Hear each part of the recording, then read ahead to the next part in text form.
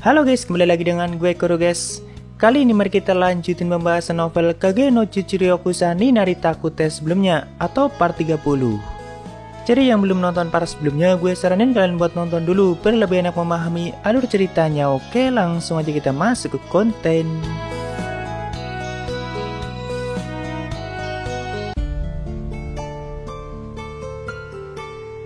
Setelah beberapa hari, akhirnya hari pernikahan Rose dengan Asa telah tiba. Dari lantai 2 saat itu Asa sedang mengamati situasi sambil mendengarkan laporan dari penjaga mengenai situasi di tempat lain. Tentu Asa sangat waspada karena besar kemungkinan Shadow Garden mulai bergerak, mengingat di benteng Seiso sebelumnya mereka hampir saja mendapatkan cincin yang menjadi kunci. Bagi Asa, Shadow Garden bukan hanya sekedar pengganggu, mengingat dia sendiri sudah pernah melihat langsung kekuatan Shadow. Tapi tindakan kultus untuk menghancurkan mereka bagi Asad masih kurang, atau dengan kata lain masih kurang serius. Apalagi sangat sedikit informasi mengenai Shadow Garden. Kultus masih percaya kalau dunia itu berputar di sekitar tangan mereka, makanya kurang serius dalam menghadapi Shadow Garden. Begitulah yang Asad pikirkan. Namun setidaknya rencana Asad masih berjalan dengan baik dan cincin yang menjadi kunci juga sudah ada di tangannya. Di sini dia belum tahu kalau cincinnya sudah dicuri, guys. Jadi sebenarnya yang bisa menggunakan kekuatan dari cincin itu cuma Rose Oriana, tapi masih ada cara lain, yaitu dengan menikahi Rose, maka nantinya Asad bisa menggunakannya juga. Dan tidak hanya itu, Asad juga berniat mengorek informasi mengenai Shadow Garden dari Rose Oriana. Tujuan Asad selama ini tidak lain adalah untuk mendapatkan salah satu dari 12 kursi, dan ternyata ada satu orang yang selalu mendukungnya dari belakang, yaitu Mordred, sang pemilik kursi nomor 9. Sebenarnya di antara 12 kursi selalu ada perselisihan yang merebutkan kekuasaan, dan Asad sendiri nantinya jika sudah masuk ke dalamnya berniat bergabung dengan fraksi Mordred. Maka dari itu selama ini dirinya selalu menuruti petunjuk dari Mordred, termasuk mendapatkan cincinnya juga adalah perintah darinya. Di sini Asad yang sedang gembira mulai membuka kotak cincin di sakunya, tapi setelah mengetahui isinya kosong, tentu wajahnya berubah menjadi sangat pucat. Dia mulai berpikir keras di mana menjatuhkannya dan apakah sudah dicuri oleh anggota Shadow Garden.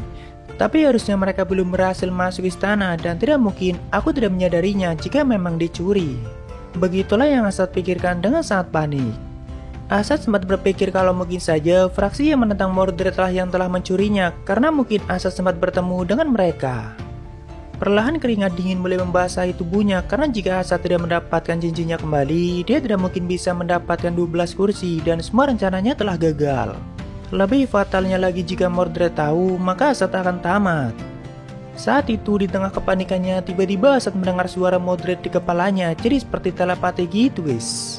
Dia bilang sudah menyiapkan kursi ke-12 untuk Asad nantinya setelah menyelesaikan misinya itu. Jadi jangan kecewakan aku. Lalu Asad menjawab, tentu saja tuan. Tentu tidak ada pilihan lain bagi Asad untuk mencari cincin itu dan sebisa mungkin mengulur waktu supaya Mordred tidak mengetahuinya. Tak lama kemudian Rose menaiki tangga dengan gaun pengantinnya yang sangat cantik, tapi entah kenapa kali ini dia kelihatan sangat percaya diri atau tidak murung seperti sebelumnya. Walaupun kebanyakan para tamu melontarkan kata-kata yang tidak enak dan memberikan ejekannya. Saat sudah sampai di samping Asad, Rose melihat wajah Asad yang kelihatan sangat pucat, tapi Rose tidak peduli dengan hal itu. Di sini mereka berdua hendak melakukan ritual pernikahan dan sang penghulu saat itu mulai bertanya pada mereka berdua sekaligus mengucapkan janji pernikahan. Tentu Asad yang pertama kali mengucapkan sumpah setianya, tapi setelah itu Rose malah mengatakan, aku tidak bersumpah, yang berarti pernikahan itu tidak sah. Para tamu di tempat itu langsung terkejut, begitu juga dengan Asad yang langsung melotot ke arah Rose Oriana. Lalu dengan suara yang sangat lantang, Rose mengatakan, akulah yang telah membunuh sang raja. Bahkan Rose mengakui semua kejahatan dan menerima kesalahannya, tapi untuk itulah Rose berniat mengakhiri semuanya. Rose menyatakan para Asad telah bersalah karena sudah melakukan dosa yang sangat besar, yaitu memanipulasi sang raja lalu menodai kehormatan sang ratu dan juga berencana menggulingkan kerajaan Oriana. Intinya Rose bilang kalau Asad adalah pengkhianat terbesar di kerajaan Oriana. Tentu itu membuat semua orang kebingungan, sedangkan Asad sendiri pura-pura bodoh dan menganggap tuduhan Rose tidak masuk akal. Bahkan dengan bisik-bisik Asad kembali mengancam Rose dan menggunakan ibunya sebagai sandera, tapi yaitu percuma saja, malahan Rose hanya tersenyum. Walaupun semua tuduhan Rose tidak ada buktinya, tapi Rose tetap berusaha meyakinkan semua orang dan sama sekali tidak ragu mengatakan semua kebenaran itu. Tiba-tiba di sini Rose mengatakan dirinya akan tetap mengikuti cinta sejatinya atau cintanya pada Chitka Geno mau apapun yang terjadi. Lalu dia mengeluarkan sebuah cincin dari sakunya yang Rose anggap sebagai cincin pernikahan dari Chit. Tentu Asad yang melihat itu sangat kaget dan bertanya kenapa cincin itu bisa ada pada dirimu. Lalu setelah cincin itu dipakai oleh Rose, tiba-tiba muncul sebuah cahaya yang menampilkan sosok sang raja dan semua orang bisa melihat dan mendengar suaranya. Jadi seperti rekamannya diproyeksikan gitu guys. Karena memang raja juga yang sudah mengatur cincin itu supaya hanya Rose yang bisa mengaktifkan kekuatannya. Saat itu raja mengatakan jika semua orang melihat dan mendengar pesan ini berarti aku sudah mati. Lalu raja menceritakan semua yang terjadi pada dirinya dan kerajaan Oriana. Dari mulai kewarasan dan mentalnya yang semakin hari semakin memburuk dan adanya organisasi sesat yang berusaha mengambil alih kerajaan itu. Walaupun raja tidak bisa menyebutkan nama organisasinya, tapi raja tahu Asad adalah dalang dari semua itu dan dia menggunakan semacam obat-obatan untuk mempengaruhi kesehatan dan juga mentalku. Sebenarnya raja menyadari hal itu, tapi raja tidak tahu dengan cara apa Asad memasukkan obatnya. Karena walaupun raja menyuruh istrinya untuk selalu mengganti makanan dan minumannya, ternyata hal itu tidak ada gunanya. Karena ya memang sang ratu sekongkol dengan Asad. Asad dan organisasi di belakangnya selalu menggunakan segala cara dari mulai konspirasi, bukti palsu, manipulasi, dan sebagainya. Ya di sini raja mengatakan banyak hal terkait kejahatan yang sudah dilakukan Asad, tapi intinya seperti itu. Dan setelah mengatakan semua itu, raja menunjukkan senyum puasnya. Karena dirinya sudah berjuang sampai akhir dan dia bilang jika aku sudah dilengserkan, kalian semua tidak perlu khawatir dengan nasib Oriana ke depannya. Raja yakin kalau putri kesayangannya yaitu Rose Oriana bisa menyelamatkan kerajaan itu dan sepenuhnya raja menyerahkan masa depan kerajaan itu pada putri tercintanya yaitu Rose Oriana. Atau dengan kata lain sang raja mewariskan tahtanya pada putrinya dan dialah yang paling pantas untuk mendapatkannya. Lalu tiba-tiba sang raja seperti melihat ke arah Rose, padahal harusnya itu hanyalah sebuah rekaman sebelum dirinya mati. Saat itu sang raja memanggil nama Rose dengan sangat lembut dan mengatakan masa depan Oriana ada di tanganmu. Barulah setelah itu sang raja menghilang untuk selamanya. Namun di momen itu juga akhirnya Rose mengingat semuanya. Sebenarnya raja tidak pernah sekalipun membenci putrinya, malahan sampai akhir dia sangat percaya dan menyayangi Rose Oriana. Kata-kata itu juga yang sebenarnya diucapkan sang raja pada saat Rose menusuknya di festival Busin.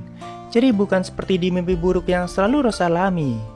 Tentu di sini Rose menangis bahagia dan seperti punya tekad baru yang sangat kuat. Sedangkan di sisi lain Asad yang mulai panik berusaha membela diri dan menyuruh para penjaga untuk menangkap Rose Oriana. Tapi ternyata tidak ada satupun yang menuruti perintahnya dan semua orang tidak lagi percaya padanya. Di sini Rose mulai merubah kostum pernikahannya menjadi selain bodysuit berwarna putih dan memunculkan pedangnya untuk mengalahkan Asad. Sedangkan Asad yang semakin marah juga tidak akan tinggal diam, namun setelah keduanya melakukan pertarungan, Asad sama sekali tidak bisa mengimbangi kekuatan Rose yang saat ini. Tidak butuh waktu lama, pedang Rose berhasil menusuk tubuh Asad dan itu membuatnya semakin putus asa. Banyak hal yang dikatakan Asad saat itu mengenai tujuannya untuk mendapatkan salah satu kursi dan dirinya yang tidak boleh mati di tempat itu. Dan tentu semua orang tidak mengerti apa yang dia katakan. Namun tak lama kemudian, di saat Rose masih meletakkan pedangnya di leher Asad, tiba-tiba mata Asad berubah menjadi sangat merah dan seketika kepalanya sudah terpenggal. Rose yang melihat itu langsung menjaga jarak, sedangkan sang ratu berlari untuk memeluk kepala Asad yang sudah terpisah dari tubuhnya. Bahkan sang ratu masih sempat mengeluh karena dia pikir Rose yang telah melakukan itu. Setelah itu muncul seorang pria dengan rambut semerah darah dan perlahan menaiki tangga untuk mendekati kepala Asad yang masih dipeluk oleh sang ratu. Pria itulah yang bernama Mordred, sang pemegang kursi nomor 9, dan Rose sendiri sudah pernah mendengar namanya pada saat masih di Seru Garden. Semua penjaga di tempat itu mulai menyerangnya dari semua sisi, tapi entah bagaimana semua penjaga itu ditumbangkan secara bersamaan. Dan tidak ada seorang pun yang melihat serangan Mordred atau bagaimana dia melakukannya. Rose paham kalau pria itu sangat kuat dan Rose sendiri mulai masuk ke mode bertarungnya kembali, tapi Mordred masih sangat santai dan tidak kelihatan waspada sama sekali. Lalu tanpa basa-basi Mordred membakar kepala Asad dan tubuh sang ratu dengan api yang sangat misterius. Saat itu Rose sempat berteriak menyuruh ibunya untuk menjauh, tapi sudah terlambat dan dengan sekejap sang ratu lenyap bersama pria yang dia cintai. Lalu Rose bertanya pada Mordred, apa tujuanmu dan untuk apa datang ke sini? Tapi Mordred hanya menjawab untuk membereskan kekacauan yang dia buat atau Asad yang dia maksud. Perlahan dia berjalan mendekati Rose sambil mengatakan tentang kunci atau cincin yang Rose pakai. Kata dia dengan adanya Rose yang sudah memakai cincin itu, Mordred bisa membuka portal kapanpun dia mau. Tak lama kemudian, energi sihir yang sangat padat dan kuat mulai menyebar ke seluruh tempat itu, bahkan orang biasa sampai tidak sanggup untuk bernafas. Lalu Mordred mulai membuka portal dan seketika kegelapan mulai menutupi langit Oriana. Dari kegelapan itulah muncul sebuah pusaran dan perlahan membentuk sebuah bunga yang sangat besar, atau legenda menyebutnya dengan nama Black Rose. Tapi sebenarnya itu adalah sebuah portal yang menghubungkan ke dunia lain termasuk neraka keempat, yang di dalamnya ada banyak monster dan iblis dengan kekuatan yang sangat mengerikan. Saat itu dari pusaran Black Rose muncul banyak makhluk hitam yang sangat mengerikan dan menyerang siapapun yang mereka lihat. Kejadian itulah di masa lalu yang telah melenyapkan 100.000 pasukan Velgata dalam semalam dan juga menciptakan kehancuran besar bagi kerajaan Oriana sendiri. Jadi Mordred berniat melenyapkan kerajaan Oriana dan semua orang di dalamnya untuk menghilangkan saksi mata ataupun semua hal yang berhubungan dengan kultus. Ya intinya dia akan membersihkan semua kekacauan yang sudah dibuat oleh Asad, tapi mungkin dia juga punya tujuan lain di balik itu. Tentu semua orang mulai panik dan berusaha melarikan diri, termasuk Margaret yang hampir saja terkena oleh serangan monster. Tapi untung saja Rose masih sempat menyelamatkannya dan memintanya untuk segera lari. Di tengah semua itu Margaret juga sangat meminta maaf karena selama ini tidak percaya pada Rose, tapi Rose bilang yang penting kau baik-baik saja. Lalu tiba-tiba anggota Shadow Guardian muncul dan melenyapkan para monster hitam di tempat itu, yaitu Beta, Epsilon, nomor 664, 665, dan juga Victoria. Lalu Beta bilang pada Rose, kau sudah melakukan yang terbaik. Tidak butuh waktu lama dengan kekuatan mereka yang sangat besar, para monster hitam berhasil dilenyapkan walaupun jumlahnya masih terus bertambah. Tapi Mordred juga sudah menduga kalau Shadow Guardian pasti akan muncul, bahkan dua di antaranya adalah Seven Shades yaitu Beta dan Epsilon. Tentu di sini mereka tidak perlu mengenalkan diri satu sama lain karena memang sudah sering mendengar namanya. Walaupun baru pertama kalinya Mordred bertemu secara langsung dengan mereka, begitu juga sebaliknya. Tapi Mordred yang merasa sangat kuat cuma menganggap mereka sebagai orang yang lemah, sekalipun dua di antaranya adalah Seven Shades. Setelah itu Mordred mengambil sesuatu dari jubahnya dan melemparkannya ke dalam Black Rose. Dia bilang itu sebuah panggilan untuk Raja Agung Neraka keempat yaitu Ragnarok. Dan benar saja perlahan sebuah lengan hitam yang sangat besar muncul dari dalam Black Rose, diikuti oleh bagian tubuh dan sayapnya yang semuanya terselimuti oleh api merah. Itulah makhluk yang disebut sebagai iblis dan berasal dari neraka keempat. Bahkan Rose yang merasakan tekanan dari kekuatannya sampai gemetar ketakutan. Lalu dengan kecepatan yang luar biasa, Ragnarok turun untuk menyerang Beta dan juga Epsilon, tapi tiba-tiba muncul sebuah cahaya ungu yang sampai menembus kegelapan. Sedangkan Ragnarok sudah mengerang kesakitan dan jatuh di tempat lain, bahkan satu sayapnya sudah terputus. Tapi semburan dari darahnya sampai menciptakan api merah yang sangat mengerikan. Tentu yang melakukan semua itu adalah Shadow dengan kemunculannya yang sangat keren. Bagi Shadow, iblis Ragnarok itu seperti kelelawar api raksasa yang sangat aneh. Sedangkan di sisi lain Mordred yang melihat itu hampir tidak percaya karena tidak mungkin sayap Ragnarok dipatahkan dengan semudah itu sekalipun Ragnarok dalam keadaan lengah. Walaupun Mordred masih sangat yakin kalau Ragnarok tidak mungkin bisa dikalahkan oleh Shadow dan serangan Shadow hanya akan membuatnya semakin marah. Tapi di saat Mordred mengatakan itu, tiba-tiba Shadow memotong kata-katanya dan mengatakan kenapa kau terus berbicara dasar lemah. Tentu itu membuat Mordred sangat marah, tapi Shadow cuma mengabaikannya dan malah pergi ke tempat Ragnarok. Saat itu Ragnarok jatuh di pinggiran ibu kota, tapi dengan kekuatan sihir yang dipusatkan di kakinya, Shadow hanya butuh satu lompatan untuk sampai ke tempatnya. Jadi walaupun Ragnarok bisa terbang dan punya kecepatan tinggi di udara, hal itu bukan masalah bagi Shadow. Setelah itu Mordred melakukan pertarungan melawan Beta dan juga Epsilon, sedangkan Shadow melawan Ragnarok di langit Oriana.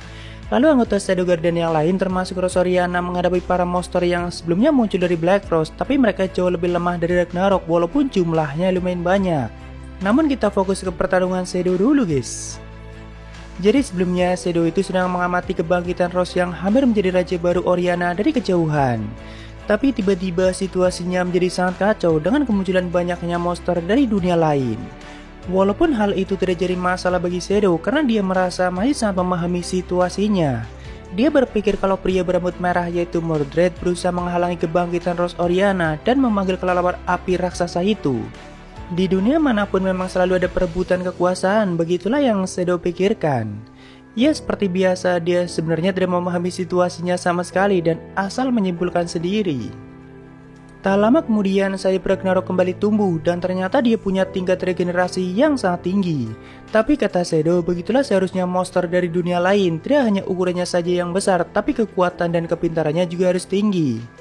Lalu dengan kemarahannya Ragnarok mulai menyerang Shadow dengan cakar apinya yang sangat kuat, bahkan serangan itu sampai menciptakan kawah besar di bawahnya. Tapi tentu Shadow bisa menghindarinya dengan sangat mudah. Di tengah pertarungannya, Shadow juga memikirkan banyak hal mengenai apa yang bisa dilakukan Ragnarok dan apa yang tidak bisa dia lakukan atau sejauh mana potensi kekuatannya. Tapi sepertinya dia punya energi yang sangat besar karena walaupun serangannya seringkali tidak efektif, tapi itu tidak mengurangi energinya atau seperti punya mana yang tidak terbatas. Shadow berpikir butuh berapa lama bagi ras manusia untuk mencapai tahap kekuatan sebesar itu. Tidak hanya itu, Shadow juga berpikir keras bagaimana cara mengalahkan Ragnarok dengan cara yang paling anggun. Lalu setelah itu pergi sambil meninggalkan kata-kata yang sangat keren. Sang penguasa bayangankan memang harus seperti itu. Jadi dia sama sekali tidak kesulitan untuk melenyapkan Ragnarok, tapi sedang mencari cara untuk mengalahkannya dengan cara yang paling anggun. Lama-kelamaan gerakan dan serangan Ragnarok mulai bervariasi, bahkan dia punya inisiatif untuk menghalangi gerakan Shadow dengan ekor apinya. Tingkat kewaspadaannya juga sangat tinggi, jadi ternyata Ragnarok bukan hanya sekedar monster yang bertarung dengan cara yang barbar. Tapi ya tetap saja kata Shadow, monster tetaplah monster karena pola serangannya dari awal tetap sama.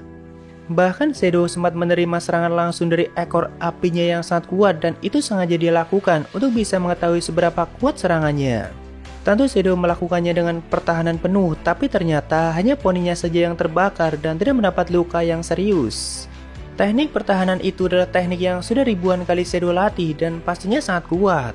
Jadi intinya di sini Ragnarok cuma digunakan sebagai bahan eksperimen. Padahal kekuatannya sangat gila karena harusnya dia mampu melenyapkan kerajaan Oriana. Sebenarnya di sepanjang pertarungan, Shadow terus mengatakan kalimat kerennya dan mencoba melakukan gerakan seanggun mungkin. Karena mungkin saja ada orang lain yang sedang melihat pertarungannya. Di sini Shadow sempat ingin mencoba menerima serangan Ragnarok yang lainnya, tapi tidak jadi dia lakukan karena di belakangnya ada istana Oriana dan bisa saja terkena imbasnya. Akhirnya setelah puas mengamati kekuatan Ragnarok, Shadow berniat mengakhirinya dan tentu dengan cara yang paling anggun. Saat itu benang Shadow sudah berhasil menjerat tubuh Ragnarok di udara, lalu menariknya dan menjatuhkannya tanpa ampun. Ragnarok yang merasakan itu sampai mengerang kesakitan, bahkan suaranya sampai terdengar ke seluruh Oriana. Tapi tentu luka seperti itu tidak akan membuatnya kalah, apalagi dia bisa belajar dari kesalahan dan akan menjadi sangat waspada pada serangan pedang Shadow selanjutnya. Sebelum melenyapkannya, Shadow sampai memberinya gelar, yaitu satu lagi sosok yang bodoh seperti Delta, karena mungkin kekuatan dan instingnya sangat tinggi seperti Delta. Saat itu Ragnarok yang sudah kembali pulih mulai terbang kembali, tapi kali ini Shadow tidak akan memberinya kesempatan. Dengan kecepatan dan tebasannya yang sangat kuat, Shadow memotong satu lengan Ragnarok dan lengannya jatuh di sekitar istana, atau di tempat pertarungan Mordred melawan Beta dan juga Epsilon. Tapi Beta dan Epsilon sudah menjauh lebih dulu, sedangkan Mordred yang melihat itu kembali dibuat tidak percaya. Bahkan dia masih yakin kalau Ragnarok akan segera menumbuhkan lengannya kembali dan menghancurkan Shadow. Tapi tak lama setelah itu, giliran sayap Ragnarok yang juga jatuh di sebelahnya, lalu dua kaki dan satu ekornya, dan tentu menyebabkan getaran yang cukup dahsyat. Lalu diikuti dengan kepala Ragnarok yang sudah terpenggal bersamaan dengan Shadow yang turun dengan sangat anggun. Jubah hitamnya seperti menari-nari dan menghilangkan noda darah api yang mengenai tubuhnya. Dengan itu akhirnya Ragnarok lenyap selamanya dan diakhiri dengan cara yang paling anggun, bahkan sosok Shadow saat itu kelihatan sangat karismatik. Ya kurang lebih seperti itulah yang dilihat oleh semua orang. Semua monster yang sebelumnya muncul juga sudah berhasil dilenyapkan oleh anggota Shadow Guardian yang lain. Tentunya penampilan Shadow kali ini sangat sukses dan seperti yang diharapkan. Bahkan seperti biasa, Beta buru-buru mengambil buku kecil dari OP-nya untuk menggambar keanggunan tuanya. Jadi giliran menghadapi Mordred yang sudah hampir putus asa dan mengatasi Black Rose atau portal ke dunia lain yang saat itu masih terbuka. Tapi kita lanjutkan di part selanjutnya karena pertarungannya masih panjang guys. Oke, waktunya sabar ya. Ada dari Ebi, semangat terus ya, dinanti kelanjutannya top deh. Oke pasti, thank you Ebi. Lalu dari Ahmad Fadel, semangat bikin kontennya bang. Thank you Fadel dan semangat juga buat kalian. Dan dari Kevin yang tersakiti, semangat terus untuk bahas LNKG no Jutsu Ryoku-nya bang. Oke Kevin dan thank you sabarannya. Lalu dari Anggoro Gatot B masih memantau pembahasan novel Kage no Chichiryokusa yang ternyata ada NTR-nya. Ya walaupun sayang sekali akhirnya berakhir tragis untuk sang ratu dan pria yang dia cintai. Padahal mungkin sang ratu masih kurang puas. Thank you Anggoro. Lalu dari Plankton, Bang, kapan lanjut bahas Kesatria Tengkorak? Mungkin minggu besok deh, karena banyak yang nanyain juga. Tapi bakalan gue rangkum secara singkat atau satu volume cuma dijadiin 1 atau 2 part. Dan sebenarnya gue udah bikin skrip pembahasan mengenai skill art. Mungkin besok bakal gue upload. Thank you Plankton.